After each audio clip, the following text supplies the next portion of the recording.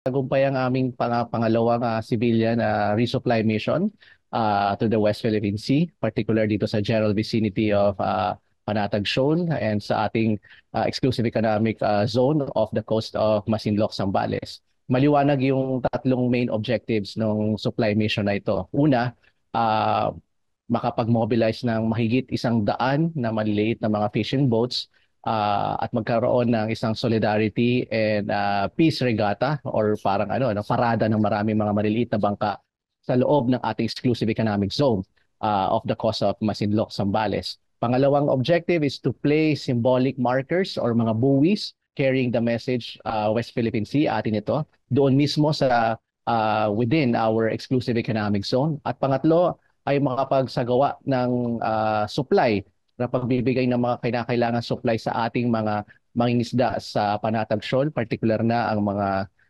libo-libong litro ng krudo at mga food packs para sa benepisyo po ng ating mga maliliit na mangingisda. So lahat po ng mga objectives na yon ay ating nakamit.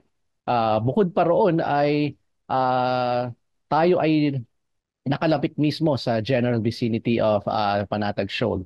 We were as near as 25 to 30 nautical miles from Bajo de Masinloc. We had an advance party who left a day before the official launching of the second citizen-led supply mission. At nakaabot po yun sa general vicinity of Panatag Shoal at nakapagbigay po ng kinakailangang supply po sa ating mga ngisda na patuloy na nagtatrabaho doon po sa nasabing lugar.